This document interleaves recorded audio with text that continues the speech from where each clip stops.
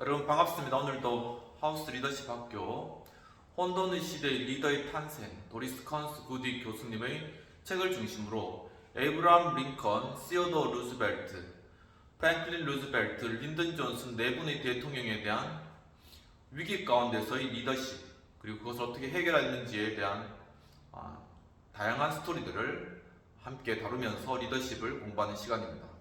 오늘은 지난 시간에 이어서 시어도어 루즈벨트의 위기 가운데 리더십을 살펴보도록 하겠습니다. 지난 시간에서 말씀드린 바와 같이 1902년에 미국에서 일어난 탄광 파업은 미국 역대 사상 유례없는 그런 파업이었습니다.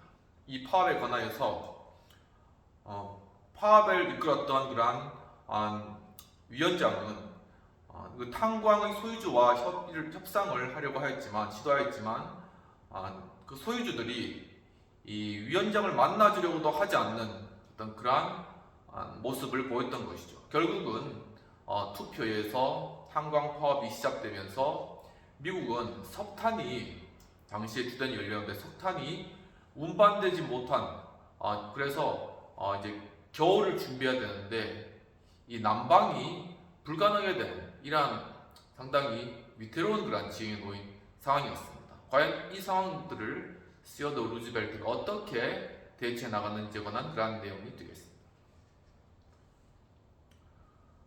도리스 컨스 구딘 박사님은 이 미국 탄광 파업과 관련된 시어도어 루즈벨트의 리더십에 관하여서 이야기를 하시면서 또한 하나의 새로운 지침을 발견하셨는데 그것은 초기 단계에는 중립을 지켜라 이런 지침입니다.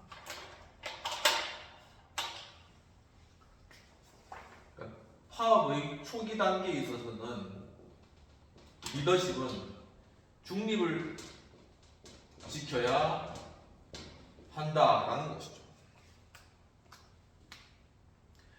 미국 탄광 파업과 관련되어서 시어도어 루즈벨트가 세계적인 통계학자인 라이트에게 특별 보고서를 작성하게 합니다. 그 이후에 루즈벨트는 법무장관 필랜더 체이스 녹스에게 이것이 캐럴 D 라이트의 중요한 보고서입니다. 꼼꼼히 읽고 보고서의 공개 여부를 국무회의에서 논의해봅시다 라고 이야기를 하면서 나는 보고서의 논조가 개인적으로 무척 마음에 듭니다 라고 그렇게 이야기를 했다고 합니다. 녹스는 보고서의 공개를 강력하게 반대하며 그 문제는 대통령이 신경 쓸 바가 아니고 보고서를 공개한다고 어떤 이득이 있을지도 모르겠다라고 그렇게 말했다라는 것이죠. 이 라이트가 탄광 파업에 관한 특별 보고서를 특별법에 의해서 갓 생겨난 특별법에 의해서 이 보고서를 만들었는데 이것에 대해서 이 녹스는 공개하는 것을 반대했다는 것입니다. 또한 대통령은 파업에 대해 어떤 책임도 없으니 보고서는 순전히 개인적인 정보를 위해 작성된 것으로 생각하라면서 이렇게 덧붙였다고 하는데 이 보고서를 공개하면 대통령이 보고서의 조사 결과와 권고를 인정한 것으로 해석될 것입니다. 대통령이 이 문제에 몰두해서는 안 된다고 생각합니다. 그렇게 이 녹스는 그렇게 대통령에게 첨언을 한 것이죠.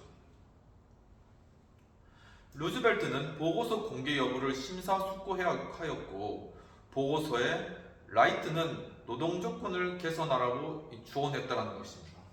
이 보고서에 따르면은 노동 조건 개선이 필요하다 이렇게 나와 있었다는 것이죠.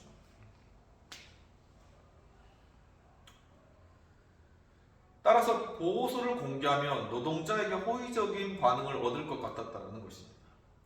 대통령으로서 그가 특정 쟁점에 대해 섣불리 개인적인 의견을 피력했다면 의무적으로 사태에 개입하라는 요구가 있더라도 그때쯤에는 신망을 잃고 난처한 입장에 빠졌을 것이라는 것이죠.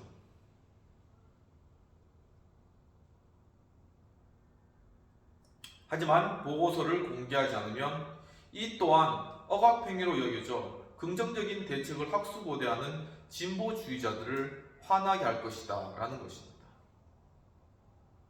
둘 중 하나를 선택해야 하는 공경에 빠진 루즈벨트는 당분간 보고서는 공개하지 않겠다 그렇게 결정을 한 것이죠. 그리고 이제 여름이 다가왔습니다. 1902년 여름이 도래하는 것이죠.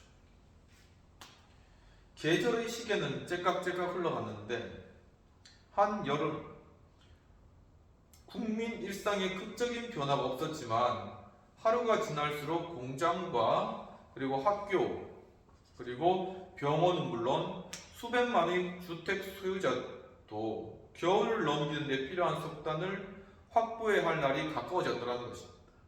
뭐 여름에는 필요가 없겠죠. 하지만 여름이 지나면 가을이 오고 가을이 지나면 겨울이 오기 때문에 미리 이때 석탄 확보를 해놔야 되는데 지금 그것이 탄광 파업 때문에 이루어지지 않고 있다는 것입니다. 석탄 공급은 줄어들었고 석탄 중개인의 저장고도 점점 비워졌다는 것이죠. 마치 지금 우리 전쟁 때문에 우리 석유 비축량이 점점 줄어드는 것하고 비슷한 그러한 상황이 도래했다는 것입니다. 소매 가격은 5에서 60%가량 올랐는데 이러한 가격 상승은 대다수의 국민에게는 큰 부담이었다는 것이죠. 뉴 잉글랜드의 크고 작은 도시에 전해지는 보도에 따르면 부담스러운 가격을 감당할 수 있는 사람조차 석탄을 구하기가 쉽지는 않았다는 것입니다. 석탄이 심각할 정도로 부족해 소수의 중개인에게만 구할 수 있는 지경이었다는 것이죠.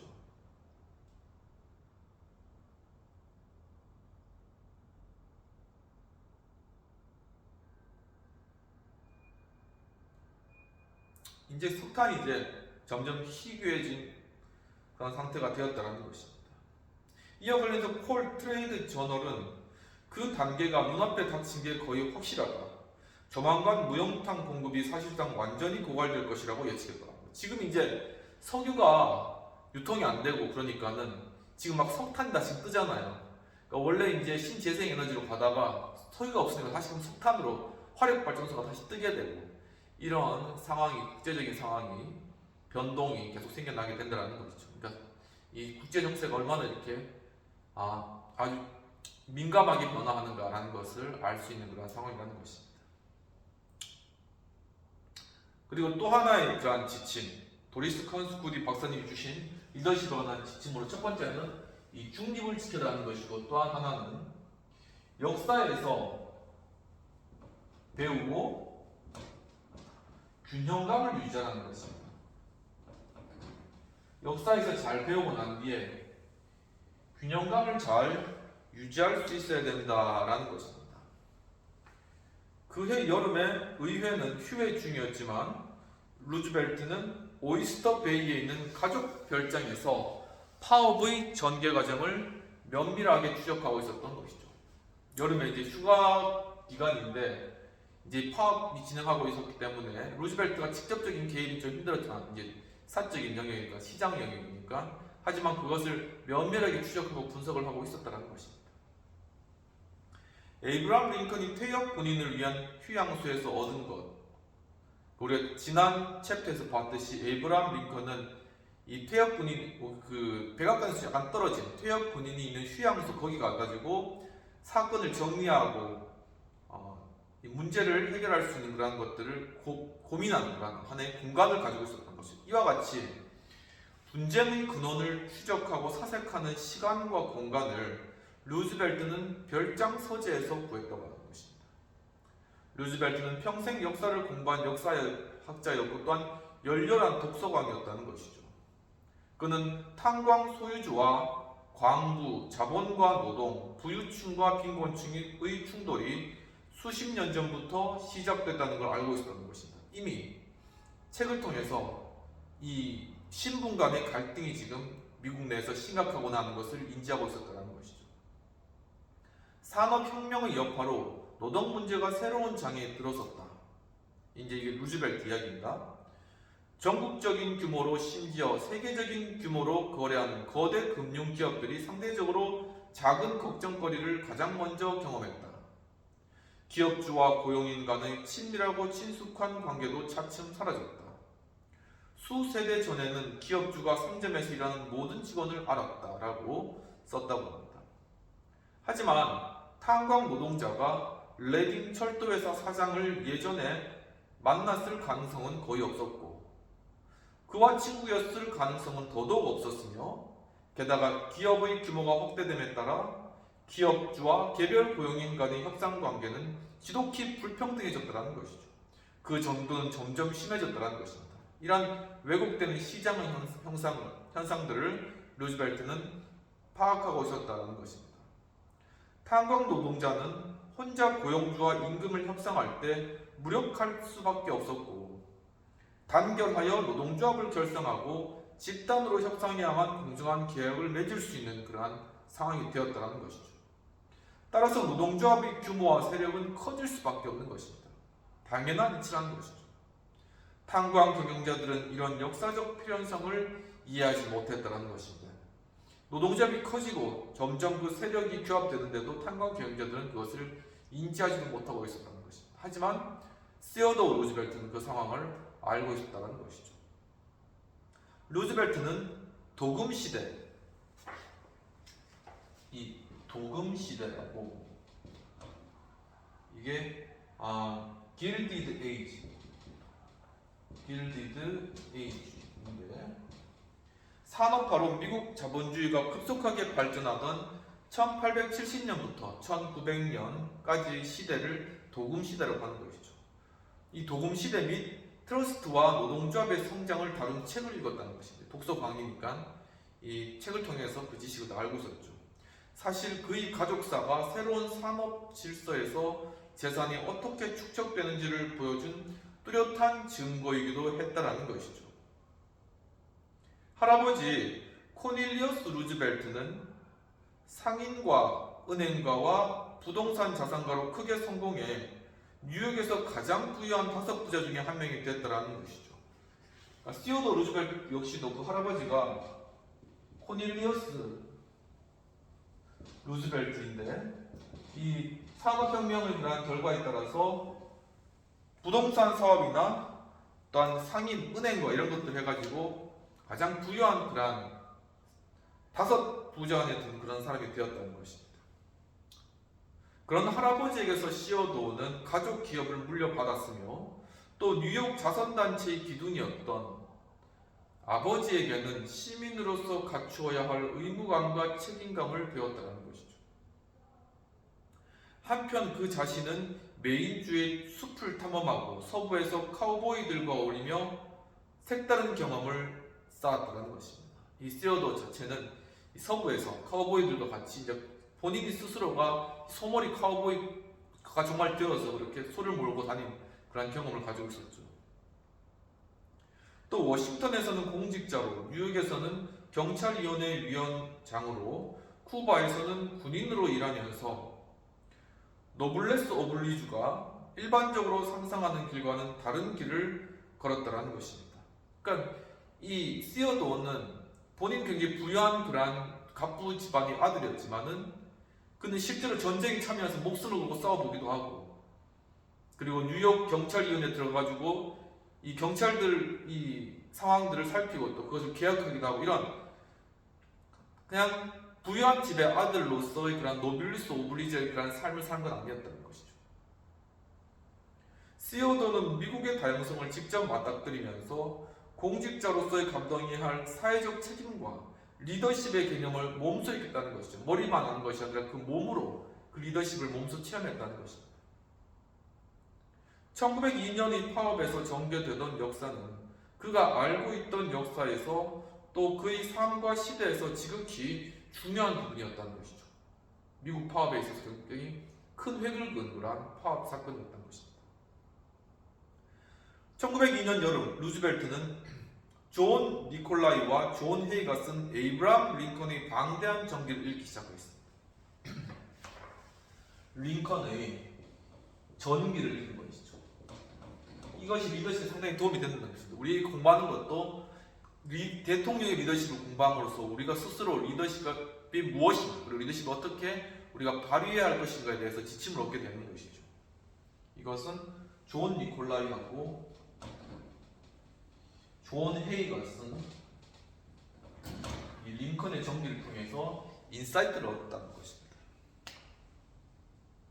루즈벨트는 그 전기를 읽는 데 그치지 않고 큰 가르침을 얻은 듯하다라고 그렇게 그런 편지를 헤이에게 보냈다고 합니다.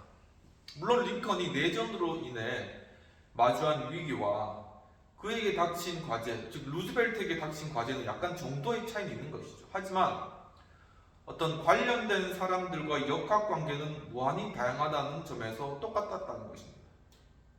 이 링컨의 노예 해방과 관련된 일들도 그것과 관련된 수많은 이해관계자들이 있었고, 이 루즈벨트의 탄광 파업을 다루는 면에 있어서도 굉장히 많은 이해관계자들이 여기에 얽혀있다는 점에서는 두 개 다가 똑같았다는 것이죠. 링컨이 극단주의자에게는 충분하지 않다는 이유로, 또한 반대편에게는 지나치게 멀리 갔다는 이유로 비난받았을 때 어떤 기분이었을지 루즈벨트는 넉넉히 짐작할 수가 있었다라는 것이죠. 당시 석탄 파업에서도 보수주의자들은 광부들에게 동정심을 보인다는 이유로 루즈벨트를 강력히 비난했다는 것입니다. 보수주의자들은 이제 어떻게 보면 유사한 계급이니까 광부들에게 너무 잘해주는 게 아니냐, 이렇게 루즈벨트를 비난한 것이죠. 반면에 진보주의자들은 루즈벨트가 석탄 재벌들의 숨통을 조이기를 바란다. 석탄 재벌들을 끝까지 규제해가지고 압박해가지고 이 광부들에게 좀 더 많은 혜택이 돌아오도록 해라. 이제 이렇게 요구하고 있었다는 것입니다. 루즈벨트가 링컨의 전기에서 무엇보다 주목한 것은 바로 이러한 여러 갈등 관계 속에서 링컨의 성품이었다는 것입니다. 이게 성품이 결국은 이 문제를 해결하는 게 성품적인 게 가장 기본적인 캐릭터, 이 성품이라는 것이 가장 기본적이면서도 근본적이면서도 잘 바뀌지 않으면서도 가장 중요한 이러한 부분이었다는 것이죠. 그 성품을 본보기로 삼아 루즈벨트도 온화하고 너그럽게 보이며 복수심으로부터 해방되려고 애썼다는 것입니다. 링컨 역시도 화가 났을 때 그것을 편지로 막 써가지고 그것을 거기에 화를 다 표현하고 나는데 그 편지가 찢어버릴 것이죠. 바로 이와 같이 그는 어떤 상황이 있더라도 관용하고 사람들에게 친절하고 또한 공감해주고 또한 관용하는 이러한 것이 그의 리더십의 기본 바탕에 깔려 있었다라는 것입니다. 이제 리더십과 관련해서 이제 도리스 컨스 구디 박사님이 또 하나의 주는 그런 지침은 모든 계획을 수포로 돌릴 수 있는 모든 반전의 상황을 대비해야 된다는 거죠. 우리가 어떤 것들을 계획할 수 있지만 그것이 완전히 수포로 돌아갈 수 있는 그런 전혀 다른 변수들이 생길 수 있다는 것에 대해서 상당히 그것을 고려하고 준비해야 된다는 것이죠. 얄궂게도 한 무정부주의자들의 총탄 덕분에 루즈벨트는 대통령이 된 것이죠. 그전엔 루즈벨트가 맥키니 대통령의 부통령으로 있다가 맥키니가 이 군중 속에 있는 사람에게 저격당해가지고 대통령이 되었는데, 그런 갑작스럽고 만화경 같은 반전은 그의 삶의 철학과 리더십의 개념을 형성하는 데 영향을 미쳤다라는 것입니다. 그때까지 상대적으로 평화롭게 전개되던 파업이 12주차에 들어섰을 때 시에넌 도어라는 탄광마을에서 폭력적인 사태가 벌어지면서 평화로운 해결책을 모색하던 모든 희망이 뒤집히기에 충분한 위기가 닥쳤다는 것입니다. 그러니까 이 모든 계획을 숲으로 돌아간다는 반전의 상황이 발생했다라는 것이죠. 미첼은 파업의 위원장인데, 미첼은 파업을 시작할 때부터 광부들에게 도발적인 자극을 피하고 피켓 라인을 질서 있게 지키다, 그렇게 당부를 하였다고 합니다. 7월 말이 되자 광부들의 신경은 위험할 정도로 날카로워지기 시작했다라는 것이죠. 7월 30일 한 부보안관이 의심스럽게 보이는 꾸러미를 짊어진 두 사람을 탄광까지 데려다 주고 있었는데, 꾸러미에는 광부용 장비가 있는 것을 보자마자 시위자들이 그 배신자들에게 달려들어 무지막지하게 두들겨 팼다는 것이죠. 그러니까 이 경찰관이 데려다주는 이 광부들은 경찰과 내통했을 것이다, 이렇게 생각하고 엄청나게 두드려 패는 일이 발생했습니다. 폭력적인 사태인 것이죠. 경찰들은 불이 났게 현장으로 달려왔고 광부들은 길거리에 모여들었고 뉴욕타임즈는 1000발 이상의 총성이 울렸다고 보도했다는 것이죠. 수십 명의 파업자와 지역 주민이 그 총성에 맞았고 많은 사망자가 뒤따를 것이라고 예견됐다는 것입니다. 진짜 돌이킬 수 없는 이러한 반전이 지금 진행되고 있는 것이죠. 부보안관을 도와주려던 시민조차 파업자에게 두들겨 맞아 죽임을 당했다는 것입니다. 심각한 폭력 사태가 된 것이죠. 전국에서는 신문들은 앞다투어 머리 기사에 공포시대, 라인 오브 테러를 선언했다. 공포시대. 군대가 진입해야 된다라는 것이죠. 루즈벨트는 오이스터 베이에 있는 가족 별장 세거 모이 힐에서 폭력 사태에 대한 보고를 받고 워싱턴으로 돌아갈 계획을 세웠다는 것이죠. 이제 더 이상 두고만 보고 있을 사태는 아니라는 것입니다. 여기까지 하고 빅평 미토에 대한 내용들을 살펴보도록 하겠습니다. 필자는 시어도어 루즈벨트가 에브라함 링컨의 전기를 읽고 그의 성품에 집중했음을 세심한 시각으로 잘 관찰하여서 밝히고 있는 것으로 보여집니다. 또한 1902년 당시 일어난 탄광 파업이 심화되는 과정을 사실적으로 묘사하고 있다고 보여집니다. 이와 같이 위기의 순간의 리더십이 어떤 성품적인 측면이 중요하며 왜 중요한지, 바로 이런 위기의 순간, 긴장이 충돌하는 순간이잖아요. 그러니까 바로 이 순간에 필요한 것이 통합적 리더십이라는 것입니다. 통합적. 이 통합적 리더십은 이 충돌하는 이러한 가치관 사이에서 이것이 극단으로 가지 않도록 하면서 바로 이것을 하나의 또한 새로운 전환점으로 만들어서 이것을 다시금 이 분열하는 이러한 두 개의 집단을 하나로 옮는 그러한 리더십의 형태라고 보시면 될 텐데, 바로 여기에서 필요한 것이 균형감. 이 두 개의 세력 가운데서 치우치지 않고 이것 두 개를 일단은 잘 균형을 잡아야지 된다는 것입니다. 균형이 깨졌기 때문에 사실 이런 분쟁과 또한 어떤 폭력 사태가 발생하는 것입니다. 모든 것이 다 균형적인 상태가 깨어지면은 에너지의 상태도 마찬가지고 그럼 급작스러운 변화가 일어나게 된다는 거죠. 이렇게 균형을 잘 맞춰야 된다는 거죠. 그리고 또 한 가지는 링컨의 성품적인 측면인데, 바로 이 관대함과 이 친절함은 기본적인 성품적인 측면, 성품적인 부분이라는 것입니다. 긴장감이 있을 때 이 링컨의 특징이 굉장히 유머스러운 것이거든요. 그러니까 자신이 노예 해방 선언문을 굉장히 긴장 가운데 있는 국무위원들 가운데 읽었을 때도 먼저 이 농담으로 막 농담을 하면서 긴장을 풀고 난 뒤거든요. 그러니까 이렇게 하면 사람들이 친절하게 또 즐겁게 이런 이렇게 일종의 기름칠을 잘 하고 난 뒤에 이제 일을 진행시켜야 된다는 것이죠. 거기에서는 친절함과 관대함, 그리고 또 한 가지는 자신이 책임감을 줄 수 있는 이 책임감과 공감 능력이 있어야 됩니다. 이 공감 능력은 이쪽 말도 잘 듣고 그 사람들이 정말 원하는 것이 무엇인지, 그리고 이쪽 말도 잘 듣고 그 사람들이 원하는 것이 무엇인지 잘 파악해서 그 두 개를 연결할 수 있는 지점을 찾는 것입니다. 그것을 하기 위해서 정말 깊은 공감 능력을 가지고 이 문제를 자신의 문제로 책임감을 가지고 이걸 하나로 묶어나가는 그런 능력이 필요한데, 여기 굉장히 많은 긴장감이 있을 수 있어요. 그것은 친절함과 관대함으로 그런 것들을 해결하면서 나아가야 된다는 것이죠. 이러한 능력이 바로 정치인들에게, 특히 정치인 리더십에 굉장히 필요한 그런 부분이라는 것입니다. 이러한 측면에서 봤을 때 우리 정치 현실 가운데 이러한 통합적 리더십이 사실 거의 찾아보기가 힘들죠. 자기의 어떤 이익이나 이권이나 혹은 자신의 어떤 파벌의 이득을 위해서 끝까지 주장해 나가는 것입니다. 서로 싸우고 막. 근데 이 통합적 리더십이 되면 참 힘든 건 뭐냐면, 티어도 루즈도 마찬가지지만 링컨도 양쪽에서 다 싫어한다는 거예요. 양쪽에서 왜 이렇게 진보적으로 힘있게 나가지 못하느냐 비판하고, 이쪽에서는 저렇게 폭력적인 저걸 막아서고 강력하게 밀어붙여야 되지 않겠냐 이야기하고 그 사이에서 이것을 조정해 나가는 게 보통 사람의 능력으로는 불가능한 거지. 그러니까 여기서 바로 어떻게 보면 리더십의 진수가 나온다라는 것입니다.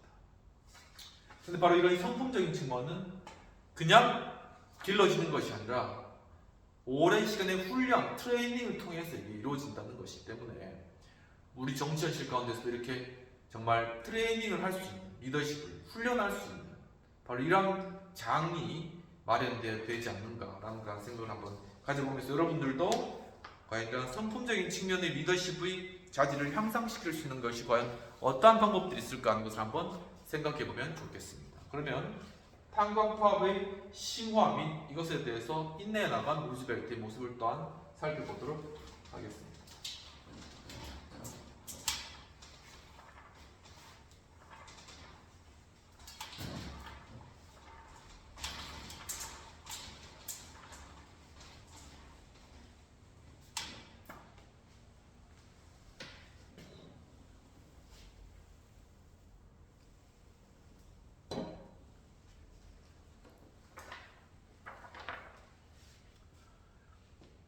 이 탄광파업에 대한 폭력 사태가 계속되면서 펜실베니아 주지사가 질서 유지를 위해서 연방군의 파견을 요청할 가능성이 커져갔습니다.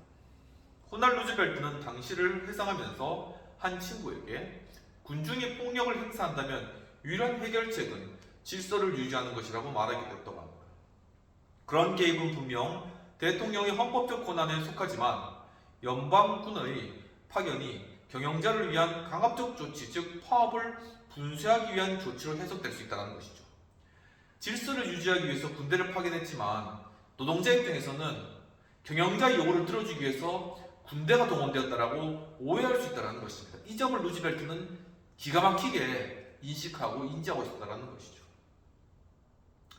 바로 그것을 루즈벨트는 역사에서 배워 알고 있었다는 것입니다. 그런 비슷한 예시들을 많이 알고 있었다는 것이죠.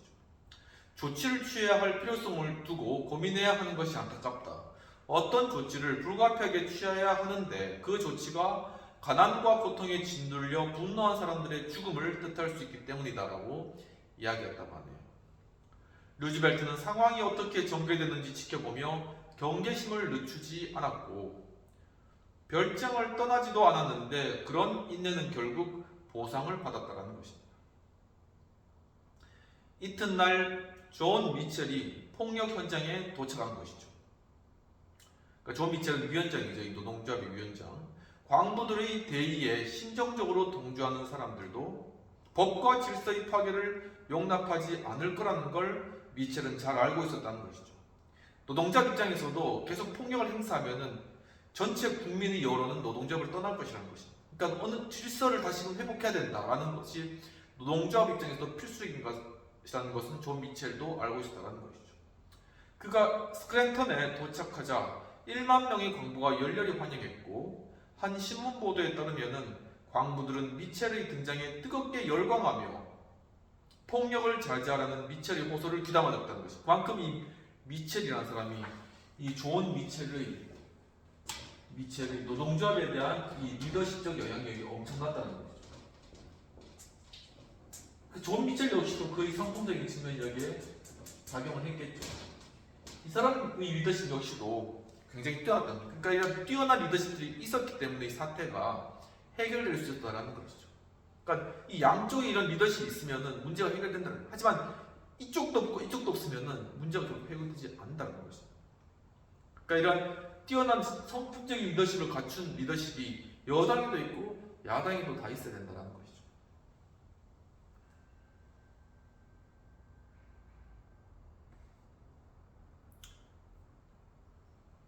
여러분 중 한 명이라도 법을 어기면 동료들에게 최악의 적이 되는 겁니다.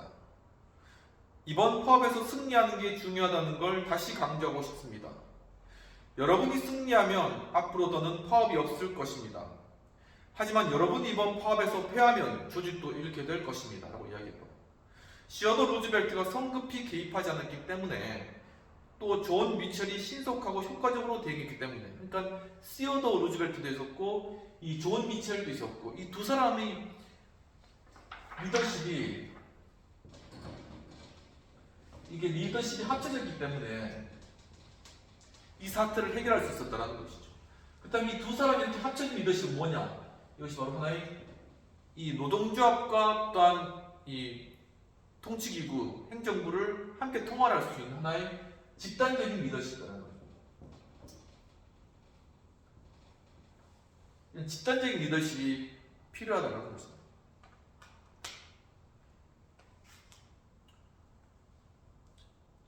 그렇기 때문에 탄광 지역에서는 불확실하나마 평화가 회복됐다라는 것이죠. 또한 이제 도리스 컨스 구드윈 박사님이 한 가지 주는 리더십에 대한 지침으로서는 여러 선택지를 재평가, 이것도 할 수 있고 저것도 할 수 있는데 이거를 다시 한번 생각해 봐라는 것이죠. 여러 선택지를. 그리고 급변하는 상황에 적응하고 대응. 굉장히 상황이 빨리 바뀌거든요. 그러니까 거기에 빨리빨리 적시적시로 대응을 나갈 수 있어야 되고, 또한 자신이 이런 여러 가지 선택지를 한다고 할지라도 그것을 다시금 평가해보고 그것을 다시 한번 생각해보는 이러한 것들이 리더십이 필요하다는 것입니다. 파업이 넉 달째로 접어들자 국민의 우려도 깊어졌으며 양측은 근거를 다시 채우면서 장기적인 투쟁에 대비했다는 것입니다. 경영자들은 광부들이 패배를 인정하고 일터로 돌아가야만 파업이 끝날 것이라고 거듭 강조한 것이죠. 한편 광부들은 전국의 노동조합 동료들에게 파업 자금을 요청하며 장기적인 시련을 끝까지 견뎌낼 각오를 다졌다는 것입니다. 8월 21일 교착 상태가 지루하게 이어지자 루즈벨트는 불안감을 견디지 못하고 법무장관에게 물었는데 석탄 경영자들을 기소하지 못하는 이유가 무엇입니까? 이렇게 물었다고 합니다. 내 마음속에 끊임없이 제기되는 의문이 있어서 묻는 겁니다. 의문이어서 묻는 겁니다라고 얘기했다고 합니다. 실제로 석탄 트러스트가 노던 증권사의 산업의 독점을 막고 경쟁을 촉진하기 위해 1890년에 제정된 미국 최초의 트러스트 금지법이라는 것이죠.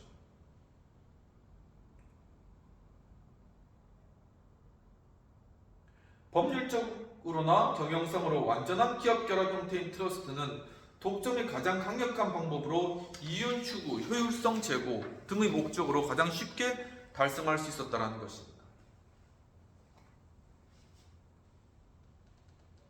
바로 이러한 노동 증권사를 더 노골적으로 위반하고 있다고 지적하는 기사가 적지 않았다라는 것이죠.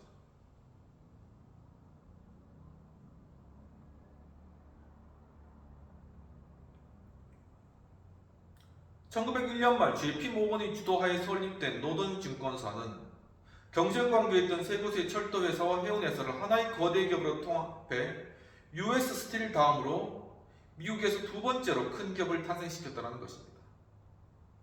노던 증권사, 이 노던 증권사가 그러니까 해운회사, 배로 운송하는 것, 플러스 철도회사, 육상으로 움직이는 것. 바로 이게 이제 세 군데고, 이게 세 군데고, 이게 한 군데고, 이것을 통합해가지고 하나의 트러스트를 형성하는 겁니다. 이렇게 되면은 뭐를 운반하는 데 대한 요금, 이것을 그것을 이용할 수 있는 소비자가 결정할 수 없다는 거예요. 여기서 결정해준 대로 노던 이 증권사에서 해주는 대로, 즉 위에 있는 JP모건이 해주는 대로 그대로 다 해줘야 된다는 것이죠. 하지만 합병의 타당성을 검증하기 위해 연방정부가 소송을 제기하겠다는 뜻밖의 발표에 금융계는 큰 충격에 빠졌다는 것입니다. 과연 이것이 트러스트가 정당한가 보지 않는 것이죠. 사흘 후에 열린 백악관 모임에서 모건이 사람 이름이죠. 모건은 루즈벨트에게 우리가 잘못된 행동을 하면 언제라도 우리에게 사람을 보내십시오. 그럼 우리가 바로 잡겠습니다. 라고 말했는데 훗날 루즈벨트의 증언에 따르면은 모건의 태도는 대통령조차 단순히 경쟁 기업으로 생각하는 월스트리트의 관점을 극명하게 보여준다는 것입니다. 우리한테 데리고 와라. 국가에서 안 되면은 그럼 우리가 다 해결해 주겠다.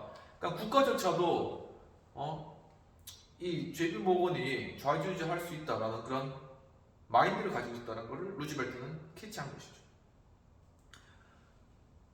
노던 증권사에 대한 소송은 루즈벨트에게 트러스트 파괴자라는 별명을 붙여준 1년의 사건 중 첫 사건에 불과했다는 것입니다. 루즈벨트는 미국의 통치자는 월스트리트가 아니라 연방정부라는 것을 알려주기 위해서 트러스트 금지법을 활용했다는 것입니다. 석탄 경영자들은 트러스트 금지법으로 올가 낼 수 있겠느냐라는 루즈벨트의 질문에 녹슨 법무장관은 석탄 경영자들이 트러스트 금지법에 저촉되도록 담합하지는 않았다고 대답했다는 것이죠. 게다가 탄광 소유주들을 상대로 한 소송에서 승리하더라도 재판은 워낙 느릿하게 진행되기 때문에 당면한 위기에 대한 적절한 해법이 되지 못한다고 덧붙였더라는 것입니다. 소송해도 석탄 경영자들하고 한 3, 4년 해야 되는데 그렇게 하다 보면은 탄광 노동자 이게 다 끝나고 이 파업 문제도 해결 안 되고 별 소용없을 거다라는 것입니다. 하기야 노던 증권사에 제기한 소송은 7개월이 지난 후에도 연방법원에서 첫 단계를 벗어나지 못했고 연방대법원은 그로부터 거의 3년 뒤에야 정부의 손을 들어주는 최종 결정을 내렸다는 것이죠. 엄청나게 오래 걸린 거네요. 우리나라 마찬가지로 법원이 판결을 한번 내리는데 엄청난 시간이 걸린다는 것입니다. 법무장관이 반대에 부딪힌 루즈벨트는 논란이 적은 다른 해법을 심사숙고하고는 녹스에게 라이트 보고서를 공개하지 않기로 한 과거의 결정을 제거하면 어떻겠느냐고 물었다는 것이죠.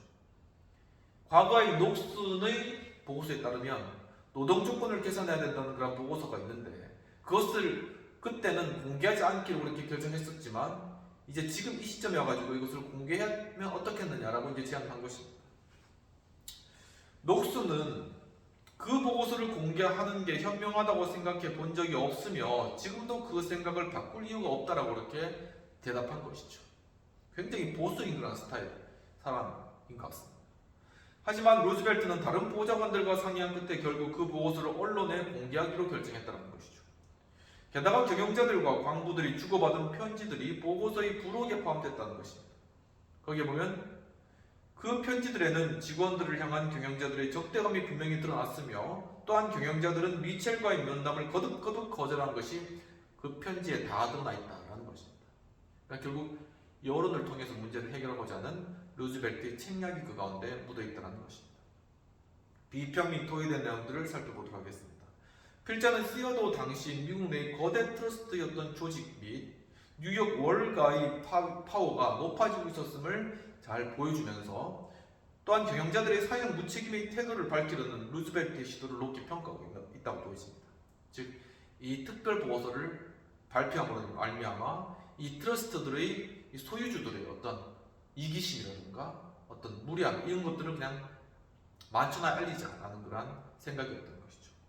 이 리더십 결국 이 리더십 약자에 대해서 가지고 있어야 될 그런 바른 태도는 무엇일까라는 것이죠. 그러니까 시어더 루즈벨트가 어떤 질서를 위함이다라는 그런 모토를 가지고 국민들에 대해서, 시민들에 대해서, 노동자들에 대해서 공권력을 행사할 수 있었어요. 하지만 시어더는 굉장히 신중했고 바로 그렇게 행한 공권력이 노동자나 시민의 입장에서 보았을 때는 결코 질서가 아니라 가진 자들, 소유자들, 기득권자들, 기업들을 위해서 정부가 그 꼭두각시 역할을 한다라고 그렇게 생각할 가능성이 크다라는 걸 역사를 통해서 많은 책을 통해서 독서를 통해서 시어더 루즈벨트는 알고 있었다는 것이죠. 그렇기 때문에 그는 더 약자들을 위해서, 더 노동자들을 위해서 그 마음을 애쓰고 자신의 조치가 그들에게 미쳐질 그런 영향력을 끝까지 생각하며 인내했다는 것입니다. 그러니까 뭘 그들을 위해서 잘해줄 수는 없지만 그들을 위해서 공권력을 행사하는 것에서는 굉장히 신중을 거했다는 것이죠. 바로 이러한 태도들이 우리의 어떤 정치 환경이라든가 우리의 사회적 환경 가운데서도 필요한 것이 아닌가라는 것이죠. 특히나 시민들이나 일반 약자들에 대해서 행한 어떤 공권력의 행사는 굉장히 신중하고 주의 깊게 인내심을 가지고 그것을 지켜보면서 최종적으로 행해야지 그러한 행위이다라는 것을 알 수 있다는 것입니다. 그러니까 항상 리더십은 그 시야가 이 약자들과 또한 힘이 없는 자들, 이란 자들과 함께 있어야 된다. 그래야지 힘의 균형이 또 맞춰진다는 것입니다. 이 시민들이 힘이 없기 때문에 대통령의 파워가 여기에 실리고, 그렇다 보면은 기업의 어떤 파워가 있기 때문에 이 두 개의 파워가 균형을 이루면서 사회적 시스템이 유지가 되는 것이죠. 이러한 부분들을 상당히 이 리더십들은, 특히 정치적 리더십들은 해안을 가지고 지혜롭게 잘 알고 있어야 된다라는 것입니다. 여기까지 하고 마지막으로 이 탄광포함 문제 해결을 어떻게 루즈벨트가 시작하였는가 하는 부분들을 한번 살펴보도록 하겠습니다.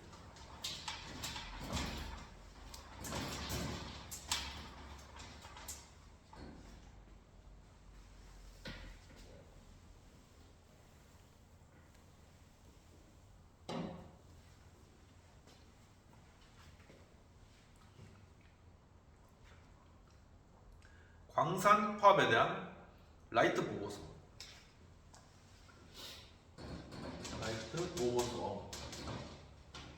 이 보고서에 따르면 모든 광부에게 최종 임금을 보장하자는 아이디어와 관련해서 경영자들은 광산마다 노동 조건이 다르다는 걸 아는 사람에게 그런 아이디어는 무지하고 병든 마음의 사물에 불과한 것이다 라고 명백하다라고 반박했다고 합니다. 라이트의 보고서에 따르면 최종 임금이라는 것은 우리나라 말로는 이 최저임금 되는 거죠. 여기에 대해서 경영자들이 극구 반대했다. 그리고 이것이 병든 마음의 결과다, 이렇게 평가했다는 것입니다. 노동자의 입장에서 팔딱 뗀 일이죠. 보고서가 공개됨으로써 경영자들이 대중에게 어떤 책임도 느끼지 않는다는 중요한 사실이 밝혀졌다는 것입니다. 저 경영자들이 저렇게 기업을 키우는 것이 결국은 자기들의 이성만 차리고 자기들의 배만 불리기 위해 사는 것이구나. 우리의 노총호원들을 위해서 배려하는 마음 조금 더 없구나. 정 떨어지는 그런 결과가 됐다는 것입니다. 예컨대 라이트가 경영자들에게 파업 해결을 위해 대통령의 도움을 구한다면 어떤 제안을 하겠느냐고 물었을 때 경영자들은 대통령이든 누구든지 참견하지 않으면 파업이 원만하게 끝날 것이다 라고 무뚝뚝하게 대답했던 말입니다. 루즈벨트는 보고서를 공개하면서도 대통령은 이 문제에 대해 어떤 책임도 권한도 없다는 녹스 법무장관의 의견을 포함하는 신중함을 보였다는 것입니다.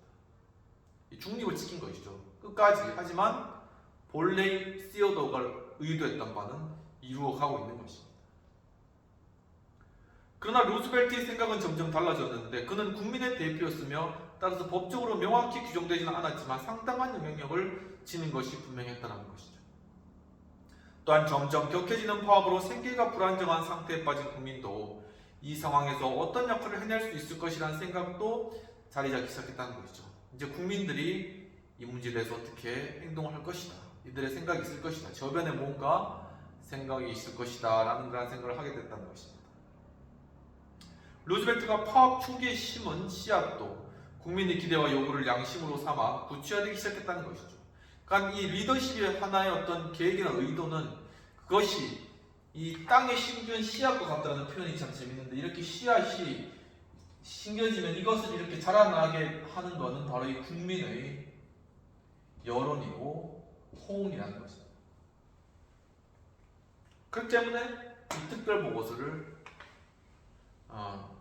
개봉한 것이죠. 요컨대 루즈벨트는 발언의 정도를 점진적으로 높이는 전략을 구사했고 마침내 눈앞에 닥친 폭풍의 눈에서 시민들, 특히 뉴잉글랜드 주민들의 지지 기반을 구축할 때가 됐다라고 판단했다는 것입니다.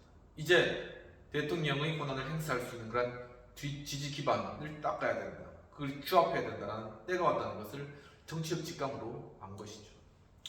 또 도리스 컨스큐인 박사님이 또 리더십에 대해서 리더십에 대한 지침으로서는 의견을 명확히 밝히고 리더십이, 그리고 위기로 직접 영향을 받은 사람들을 의 지지를 확보하는 거예요. 이 사람들의 어떤 상황은 위기 상황이기 때문에 굉장히 간절하다는 것입니다. 그러니까 일반적인 상황 가운데 있는 사람과 좀 다르다는 것입니다. 그렇기 때문에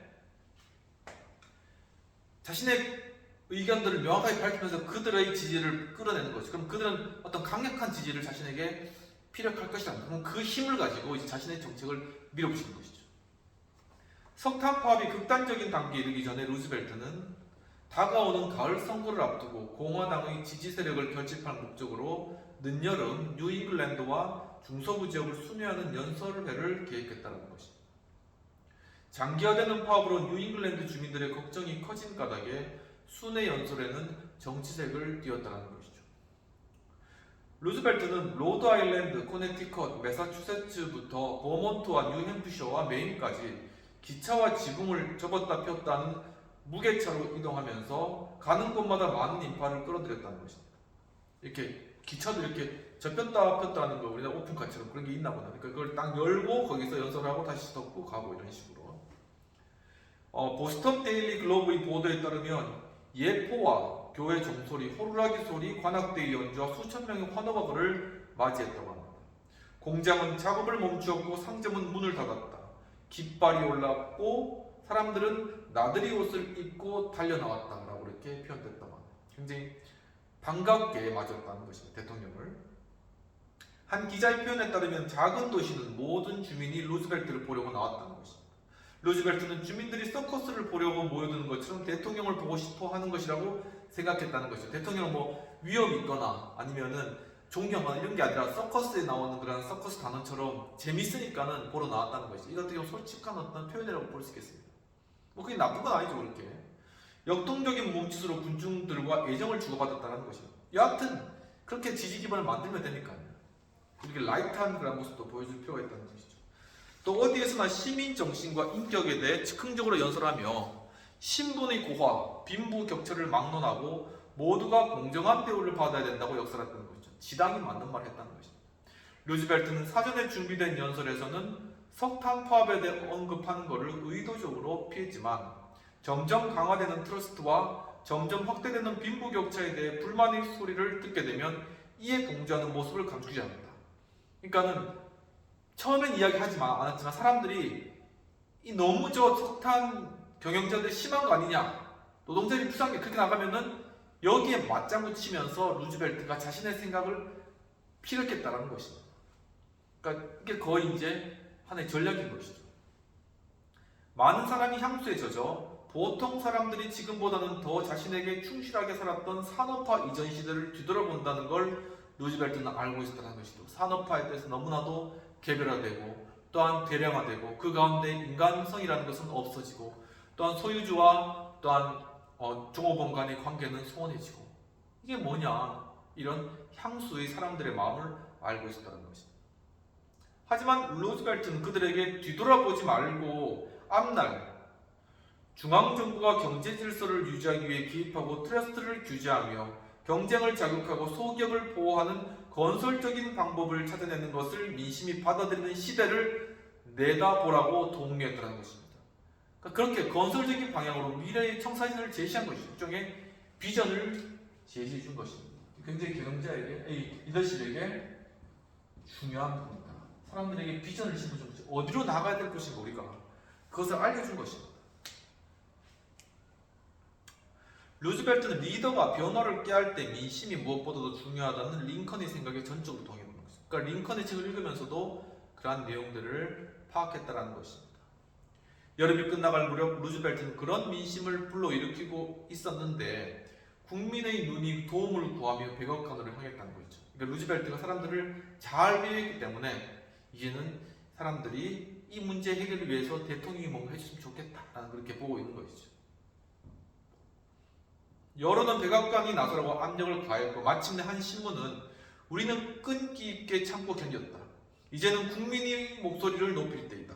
정부는 국민의 목소리를 귀담아 들어야 할 때이다 라고 하며 우리를 억누르는 비대한 조직을 밀어내기 위해 영향력을 사용하라고 대통령에게 호소할 때다라고 보도됐습니다. 그러니까 드디어 이 국민들의 여론이 트러스트에 대해서 정부가 나서주기를 바라는 그러한 마음으로 시장의 정부가 개입해주기를 원하는 그러한 여론으로 형성되었다는 거죠. 지지 기반을 얻었다는 것입니다. 결국 민심이 루즈벨트에게 행동할 여지를 만들어줬다는 것입니다. 천재적인 그러한 정치인이라고 볼 수 있는 것이죠. 그리고 이제 가을로 넘어가요. 점점 겨울이 가까워오는 것이죠. 어떻게든 파업은 해결해야 되는 것이죠. 또 도리스 컨스 구딘 교수님이 주는 리더십에 대한 지침으로서는 위기에 온전히 집중하기 위한 준비를 끝내라는 것입니다. 앞으로 이제 위기가 오고 이 파업을 해결해 나갈 텐데 어떤 변수들이 있고 어떤 위기가 올 것이고 이런 것들을 미리 예측해가지고 그렇다면 어떤 것들을 사전에 깔아가지고 이 위기를 극복해 나갈 수 있을 것인가, 이런 것은 어떤 대처를 세워야 될 것인가 하는 것들을 면밀하게 조사해가지고 그것을 철두철미하게 준비해 나가는 그러한 부분들이 필요하다라는 것이죠. 가을이 시작되자 석탄 파업이 극심한 단계로 치닫기 시작했다는 것입니다. 순회 연설회를 절반쯤 끝낸 뒤여서 루즈벨트는 정치적 평판과 통찰은 상당히 향상된 때였으며 이번에도 그의 삶의 끔찍한 사고와 함께 기회가 불쑥 끼어들었고 연설 약속 때문에 매사추세츠 피츠필드에서 레녹스로 가던 대통령 일행이 탄 마차가 전찻길을 건널 때 돌진하던 전체에 들이받치고 만 것이었다는 것입니다. 전차가 마차를 때리는 요란한 소리가 주변을 완전히 뒤덮었고 마차가 뒤집히며 바퀴와 차체가 산산조각이 났다라고 써있습니다. 그렇게 회상하고 있는 것입니다. 루즈벨트의 총애를 받던 비밀 정보원 윌리엄 크레이그는 전차 바퀴에 깔려 즉사하고 말았다는 것이죠. 그런 아수라장에서 루즈벨트는 10m 밖으로 내던져졌다는 것입니다. 거기서 튕겨져 나온 것이죠. 그래서 산 것이죠. 턱과 눈가에 상처를 입었는데 왼쪽 정강이도 큰 타박상을 입게 되었다는 것입니다. 루즈벨트는 당시를 회상하며 마차를 함께 탄 모두가 죽었다고 그렇게 확신했다고 합니다. 루즈벨트는 상처를 툭툭 털어내고 특유의 허세를 부리며 예정된 순회 연설을 계속하기로 결정했고 인디애나에 도착했을 때 그의 다리는 퉁퉁 부어올라 있었던 것이죠. 결국 병원에 입원할 수밖에 없었고 의사들은 즉시 수술하기로 결정했던 것입니다. 루즈벨트는 마취를 거부하고 의사들에게 농담을 건네면서 의사 선생님들 너무 적심을 차린 것 아닙니까? 장갑까지 끼시고 말입니다. 그러니까 의사가 이제 이 루즈벨트를 이렇게 수술하려고 할 때 당연히 소독 장갑 끼겠죠. 근데 그것을 대통령에게 예를 갖추기 위해서 장갑을 낀 게 아니라 농담을 또 던진 겁니다. 그 상황에서 그것은 소독된 장갑을 가리키는 것이었죠. 한 의사가 재치 있게 화답했는데 대통령을 영접할 때는 장갑을 끼는 게 규칙입니다. 이렇게 이야기를 하기도 했다. 고름집은 성공적으로 제거됐으며 의사들은 루즈벨트에게 심각한 합병증을 피하려면 적어도 보름 동안 발을 쓰면 안 되는 것이므로 남은 연설에는 취소라고 권한 것이죠. 이제 더 이상 연설하지 말고 취하라는 것입니다. 워싱턴으로 돌아온 루즈벨트는 들것에 실려가지고 잭슨가 22번지에 마련된 임시백악관으로 거처를 옮긴 것이죠. 거주구역과 행정관을 구분하려고 웨스트 윙, 백악관 관저를 중심으로 서쪽에 위치한 건물로 대통령 집무실인 오벌 오피스를 비롯해 대통령 보좌관들의 사무실이 있는 사무 공간, 이것이 이제 웨스트 윙인데, 이 웨스트 윙을 덧붙이는 방식으로 이제 한참 시어더 루즈벨트가 있었을 때 백악관 증축을 하고 있었던 상황이었기 때문입니다. 루즈벨트는 개인적인 비극과 역경을 항상 적극적인 움직임으로 극복해낸 하나의 행동가였다는 것이죠. 이번에는 하지만 꼼짝없을 할 수 없었고 움직일 수 없었으니까 파업의 부정적인 영향이 마침내 대중의 의식까지 파고들려던 순간에 얄궂게도 그의 두 발을 묶어둔 상처 때문에 그는 석탄 파업에 온전히 집중할 수 있는 기회를 얻었다는 것이죠.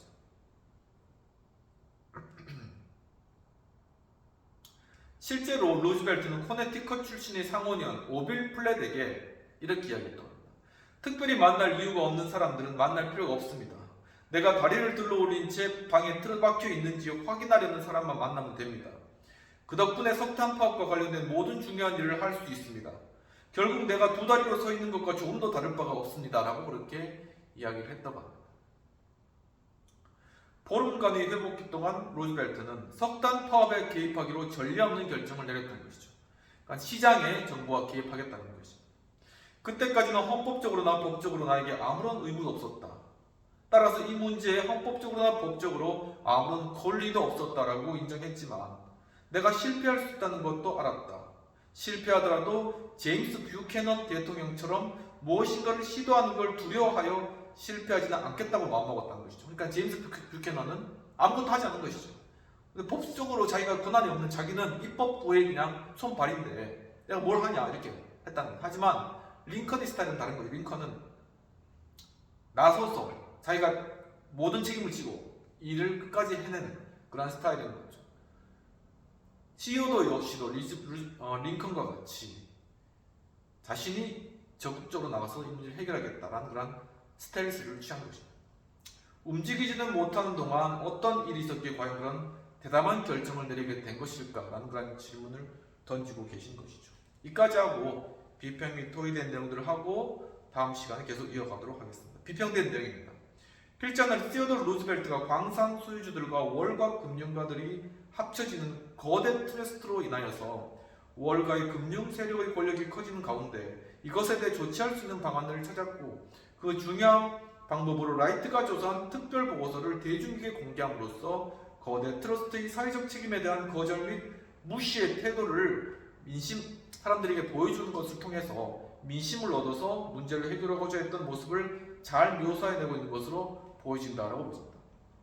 또한 시어도르의 대통령 마차 전체 충돌이 끔찍한 사건이 결국은 루즈벨트가 광산 파업에 개입하게 된 계기가 되었음을 잘 밝혀주고 보여주고 있다라고 생각됩니다. 그러면 토의되는 내용입니다. 리더십이 대중적 지지를 얻는 것이 중요한지 어떤 측면에서 중요한지 링컨 역시도 대중의 지지를 얻기 위해서 굉장히 큰 노력을 했던 것이죠. 결국 이 링컨은 노예 해방이라는 거대한 그러한 일들을 앞두고 사람들의 지지를 얻어내는 것을 무엇보다 중요했습니다. 그래서 그는 극적인 그러한 상황들을 통해서 바로 이러한 부분들을 해결한 것이죠. 바로 전쟁에서 승전보를 가져와서 바로 링컨의 그러한 인기가 올라가면서 이 계속 노예 해방을 할 수 있었던 것입니다. 루즈벨트 역시도 시어도도 그 전기를 잘 읽었기 때문에 사람들의 여론을 끝까지 얻고자 하였고 결국은 그러한 과정들을 통해서 그는 이 탄광 파업에 직접 개입할 수 있는 근거를 얻었고 그것을 통해서 거기에 실질적으로 일을 착수하게 되었다는 것이죠.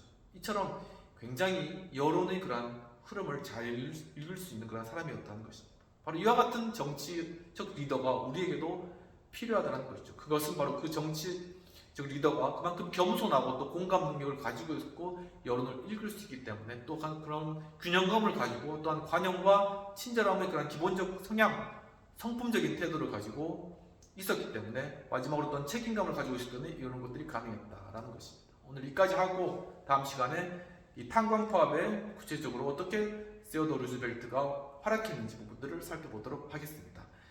또 장시간 함께 참여해주셔서 너무 감사합니다. 지금도 한참 벚꽃이 피고 지고 있는 상황인데 이렇게 나들이 하면서 마음껏 좀 평안한 마음으로 회복하시고 또한 재충전하시고 한 주간도 모든 또한 하신 일들 가운데 또 리더십으로서 또한 좋은 그런 사람들에게 좋은 영향력으로 또한 모든 또 주어진 책임들을 잘 감당하시는 한 주 되시기를 기원드립니다. 감사합니다.